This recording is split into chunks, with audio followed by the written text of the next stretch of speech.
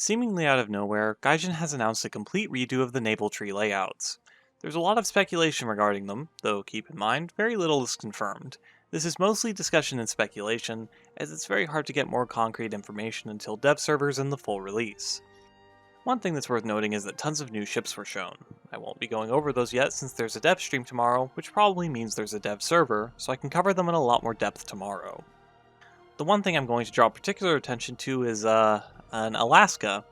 USS Alaska is going to be fighting a ton of pre-World War I Dreadnoughts. If you want a good guess for which vehicle is going to dominate this patch at top tier, that would be the one, assuming there aren't any other major surface vessels that we haven't seen. Not really what I wanted to happen, but alright Gaijin. The first thing to cover is the structure of the trees. They seem more like the vertical trees from ground and air forces, which should hopefully make things a bit simpler for players from other branches trying naval without the confusion that tends to come from that jump. I liked the concept of the horizontal tree, but I always thought that the implementation was bad, and so far, I like the idea of how the new tree seems to be laid out. I'll have to see the full implementation, but so far, it looks quite good. The biggest change from the tree layout is that there will now be reserve destroyers, with the trees being separated into coastal and blue water fleets. This is easily the biggest change to Naval in the new patch, and will likely be the biggest change that Naval has ever gotten, making it infinitely easier for new players to get straight to the larger ships most of them want. This is likely going to correlate with a huge increase in player numbers, which is going to be great for the mode. What remains to be seen now is how Gaijin handles battle ratings. There's a document for how the tiers are changing, but no BR changes were listed. Combined with how there were some major recent BR changes for Naval, it seems like all the ships are going to retain their previous BRs, including the starting destroyers. This means that the new reserves will start at 3.3 and not 1.0.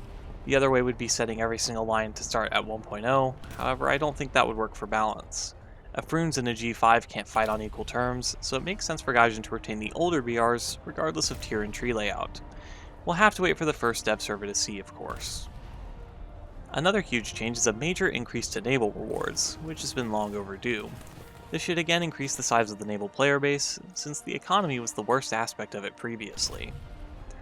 The next change is rather interesting, the removal and addition of some Naval premiums. Every Naval Destroyer premium has been removed from sale, with new ones being added in their place.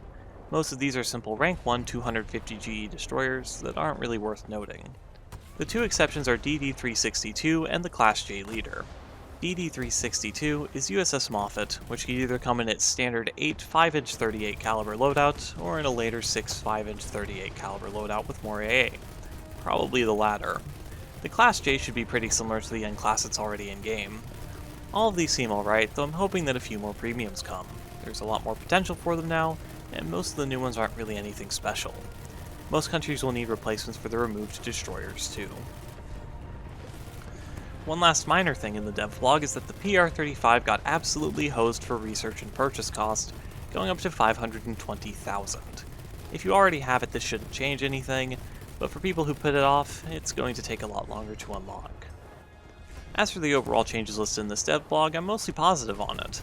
There are a few issues naturally. 1.0 to 2.0 will be almost dead, 2.3 to 3.0 will be unplayable from up tiers, stuff in the coastal fleet section will be far too expensive at the higher tiers, however this is an issue that's already present now, it's just not likely to be resolved with this update.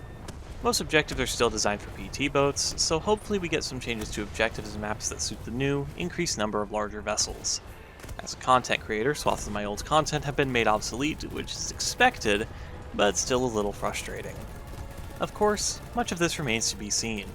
I'm planning to put up a video on the dev server that I'm assuming is tomorrow, along with streaming it on Twitch after the video goes up, so be sure to subscribe here and follow there to see those as soon as possible. Thanks, everyone, for watching.